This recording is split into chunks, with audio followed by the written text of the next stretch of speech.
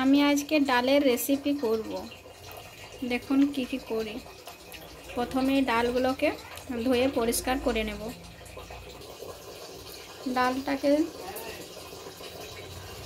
আমি ডালটাকে ধুয়ে নিয়ে এসেছি। এবারে কড়াইতে দিয়ে দেব। কড়াইয়ে আমি আগের থেকে আলু দিয়েছি, কারণ আমি ওটা সিদ্ধ করব, তার জন্য ডালে আলু সিদ্ধ করে দেব।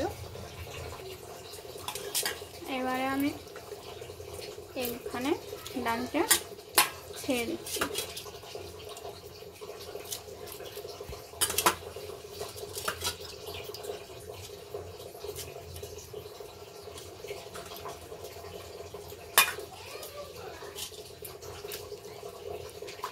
আমাদের ছোট ফ্যামিলি, তাই একটুখানি ডাল দিচ্ছি, বেশি দিচ্ছি না। ছোট কড়াইও ছোট।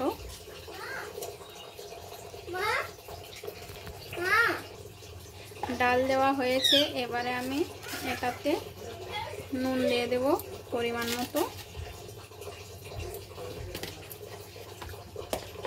তারপর ডালটাকে সিদ্ধ হতে দেব। আমি সাথে সাথে হলুদ দিইনি। ডালটা যখনই আমার ফুটে যায়, ফেনা ফেনা হয়ে যায়, ফেনাগুলো ফেলে দিই, তারপরে আমি হলুদ দিই।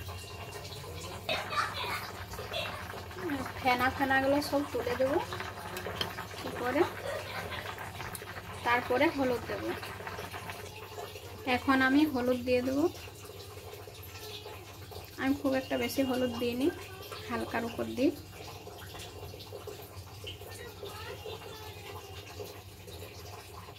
হলুদ দেওয়া হয়ে গেছে। এখন একটু ফুটতে দেব। এখন আমি ডালের ফোড়নের জন্য রসুনটা ছাড়িয়ে নেব। রসুন আমি এই কোটা রসুন ছাড়িয়ে নিচ্ছি।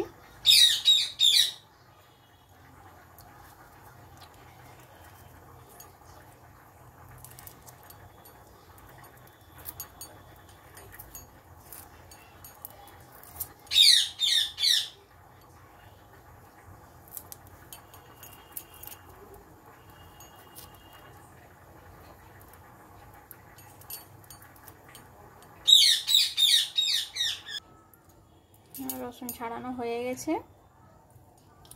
এবারে আমি ফোড়নের জন্য যাব।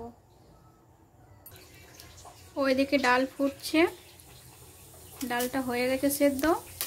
আর এদিকে আমি ফোড়ন দেওয়ার জন্য বসিয়েছি। এবারে আমি ফোড়ন দেব। ফোড়নে কি কি দিচ্ছি দেখুন। প্রথমে তেল একটু বেশি হয়ে গেল, কিছু হবে না,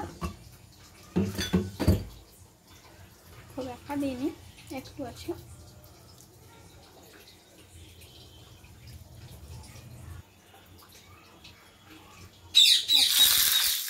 একটা লঙ্কা দিয়ে দিই।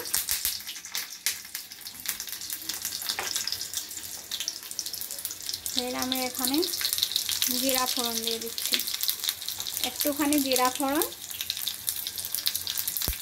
তারপর রসুনের থেঁতো, রসুনগুলোকে একটু থেঁতো করে নিয়েছিলাম, দিয়ে দিয়েছি।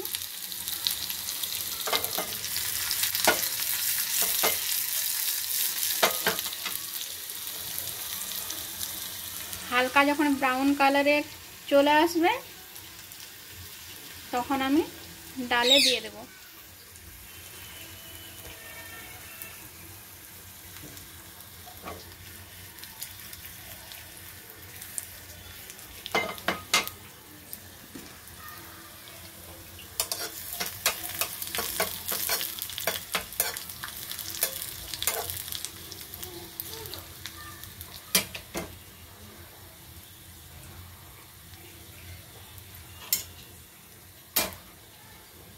হয়ে গেছে, তেলটা মোটামুটি ঠিকই আছে।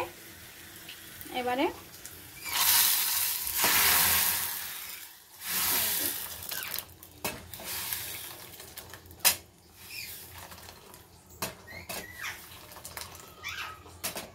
আমার ডালে ফোড়ন দেওয়া হয়ে গেছে।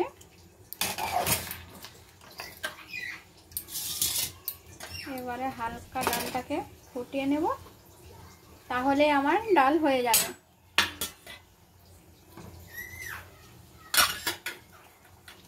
কেমন লাগলো বন্ধুরা?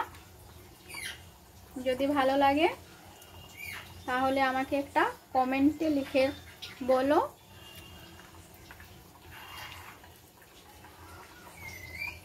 আর সাবস্ক্রাইবটা করে দিয়ে, সরি একবার বলে দিচ্ছি, একবার করে দিন বলে দিচ্ছি। আর লাইকটা দিয়ে দেবেন।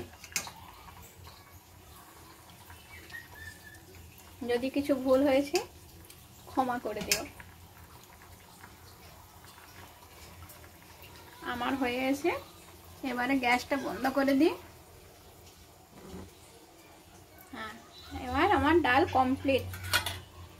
দেখুন এরকম ভাবে করে দেখুন, কেমন লাগছে বলবেন কমেন্টে।